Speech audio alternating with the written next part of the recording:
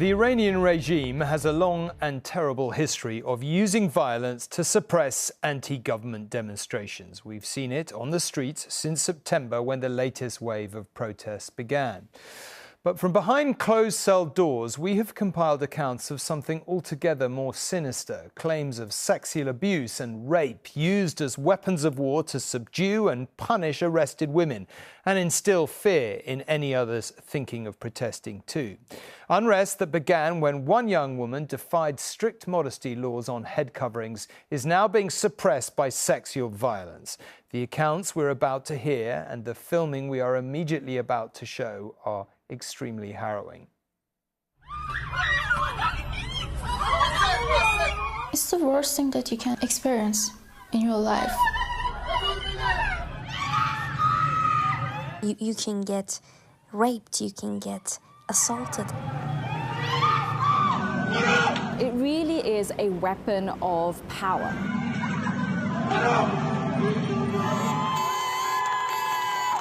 Fearless young girls are bearing the brunt of this regime's brutality. The bravest of the brave dare to shed their headscarves in their fight for freedom and put themselves at risk of sexual violence. This woman is groped between her legs by government forces in the streets, in public. But once arrested and taken away, far greater abuses are being claimed.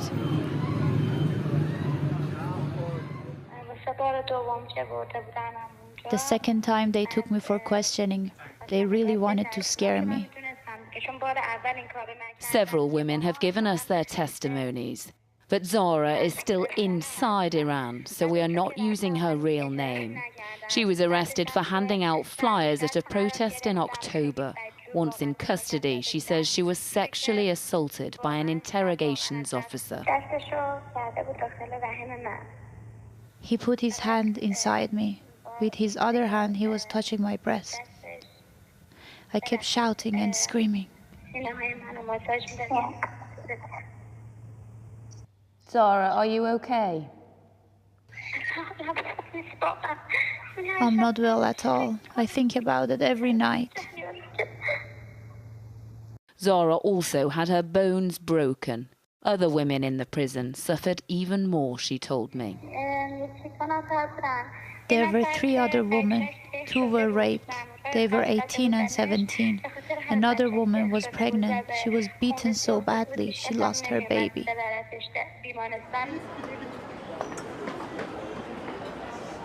Another woman, Faria, fled to Europe from Iran in November and wanted to share with ITV News what happened to her roommate when she too was arrested for protesting.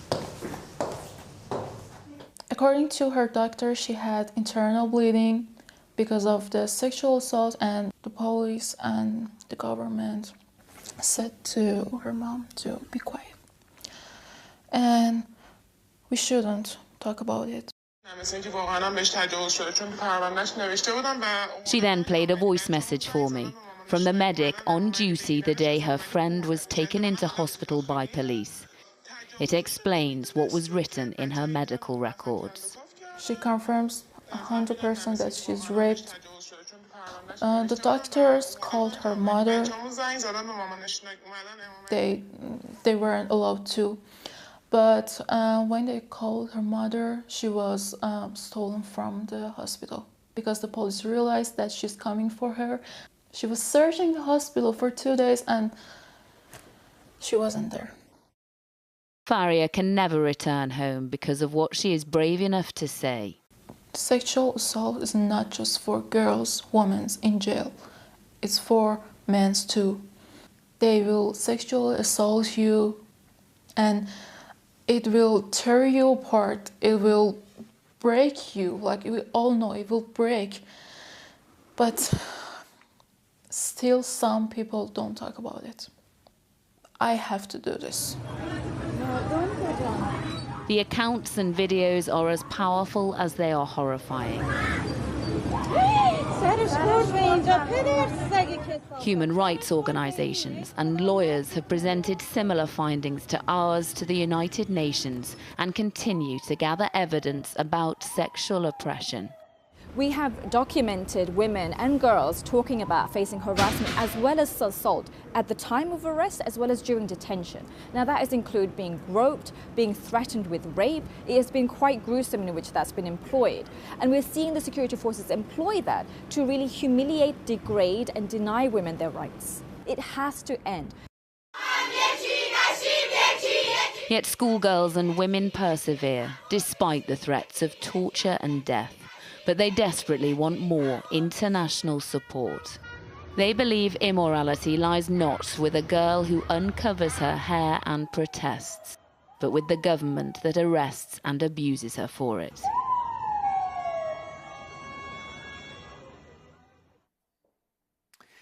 And Lucy is here to talk about this. Look, absolutely incredible, the bravery of these women. Like, you see it there, you hear it time and again. Absolutely horrifying, the stories you've told tonight. I guess people will have the question, you know, we get the impression that this is really widespread. It's a kind of weapon being used.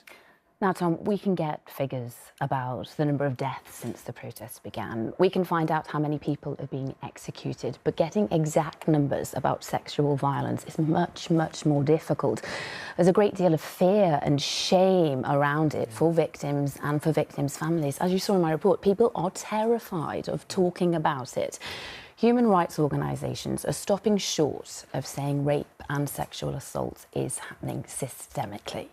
But they will say that the regime is executing and sexually abusing protesters to terrify them into surrender.